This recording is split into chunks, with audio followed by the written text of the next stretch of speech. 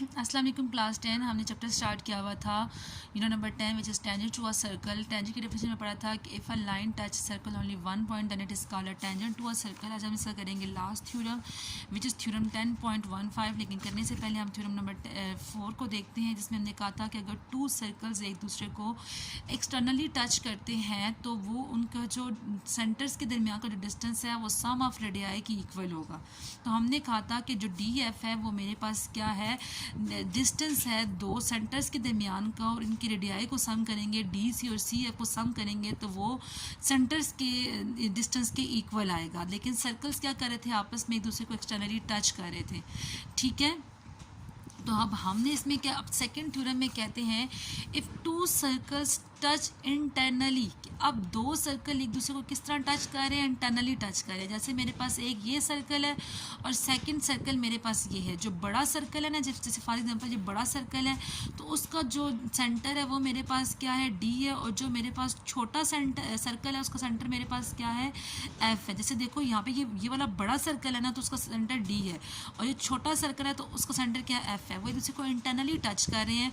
तो हमने इसी मतलब इन लाइन के ऊपर ही हमने अपने दो सर्कल्स ड्रॉ करने हैं। मतलब पहले अगर एक ड्रॉ करेंगे ना ऐसे करके, फिर दूसरा सर्कल सेम इसी पे हम करके करेंगे। मतलब आप लोग अपनी आसानी के लिए अगर एक 4 सेंटीमीटर का ड्रॉ कर रहे हो, दूसरा 2 सेंटीमीटर का ड्रॉ कर रहे हो। अगर आपने को कंपास से करना है, अगर अपने हाथ से ड्रॉ करना है तो फिर तो कोई मुश्किल नहीं है। अगर एक ये सेंटर डी है तो दूसरा सर्कल आप ड्रॉ करोगे, जब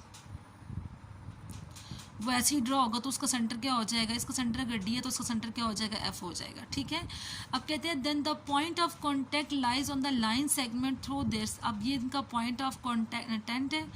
द डिस्टेंस बिटवीन, अब इसमें कहते हैं कि हमने प्रूव करना है the distance between their centres. अब डिस्टेंस क्या है मेरे पास, सेंटर्स के दरमियान का, which is D F. Centres के दरमियान का जो डिस्टेंस है वो मेरे पास क्या है, डी एफ है, और वो किसकी इक्वल है, is equal to the difference of their radii.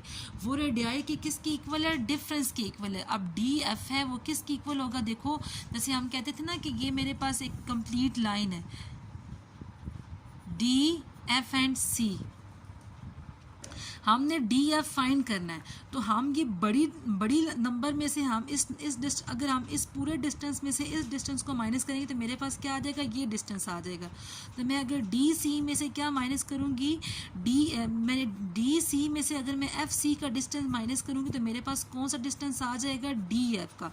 मतलब टोटल डिस्टेंस में से अगर मैं इस डिस्टेंस को आपस में माइनस करूँगी तो मेरे पास क्या आ जाएगा, डी एफ आ जाएगा। अब हम यहाँ पे क्या लिखेंगे, अब स्टार्ट करेंगे, लिखेंगे two circles with centre D and F each other touch internally at point C. कि जो दोनों सर्कल्स हैं वो एक दूसरे को इंटरनली टच कर रहे हैं, किस पॉइंट पे, एट पॉइंट सी पे टच कर रहे हैं। कहते हैं so that C D and C F are the radii of a circle. अब देखो यहाँ पे जो डी सी है, अगर हम बड़े सर्कल की बात करते हैं तो बड़े सर्कल के अकॉर्डिंग जो डी सी है वो इसका रेडियाई होगा, और छोटे सर्कल के अकॉर्डिंग एफ सी क्या होगा, इसका रेडियाई होगा। ठीक है, एक रेडियाई यहाँ से यहाँ तक होगा R1 और एक रेडियाई एफ सी होगा। ठीक है, यहाँ पे मैंने साइड पे ड्रॉ कर दिया, डी सी एक रेडियाई होगा और एफ सी छोटे सर्कल का क्या होगा, रेडियाई। रेडियस के बारे में पढ़ा ना, सेंटर से सर्कल के किसी पॉइंट तक का डिस्टेंस क्या कहलाता है, रेडियस कहलाता है। ठीक है, अब यहाँ पे हमने कहा to prove point C lie on the join of centre D F extend. तो हमने डी एफ फाइंड करना है, क्योंकि उन्होंने मैंने लिखा है कि जो डी एफ है वो किसकी इक्वल होगा, जो सेंटर्स के दरमियान का डिस्टेंस है वो इक्वल होगा difference of the radii. Difference mean minus. तो हम क्या करेंगे, डी सी में से माइनस करेंगे एफ सी, तो मेरे पास कौन सा डिस्टेंस आ जाएगा, डी एफ आ जाएगा। तो इसी को उठा के हम यहाँ पे लिख देंगे। नेक्स्ट कंस्ट्रक्शन हमने क्या किया है कि हमने एक ए सी बी लाइन ड्रॉ की है। तो ए सी बी लाइन ड्रॉ की, उसके बारे में कहा है कि जो ए सी बी है वो टेंजेंट है, टेंजेंट लाइन है। ठीक है, दोनों का सर्कल का क्या है, कॉमन टेंजेंट है। डी सी जो ए सी बी जो है वो बड़े वाले सर्कल का भी टेंजेंट है, और ए सी बी जो हमारे पास छोटा सर्कल बन रहा है उसका भी क्या टेंजेंट है, और एक दूसरे को किस पॉइंट पर टच करें, सी पॉइंट पर टच करें। नेक्स्ट हम स्टेटमेंट और प्रूफ की तरफ जाते हैं। कहते हैं both circle touch internally at point C whereas A C B is a common tangent. सारी सी बात है, हमने इस पर से बता चुके हैं। And C D is the radial segment of the first circle. ये जो सी डी है वो रेडियल सेगमेंट है किसका, फर्स्ट सर्कल का। तो अब देखो अगर हम फर्स्ट सर्कल की बात करते हैं, ये फर्स्ट सर्कल की बात करते हैं, तो जो टेंजेंट है वो इसका भी है, और हमें पता है कि जो रेडियस और टेंजेंट होता है वो हमेशा आपस में क्या करते हैं, परपेंडिकुलर होते हैं। तो डी ए सी डी है वो क्या होगा, मेरे पास इसमें जो यहाँ पे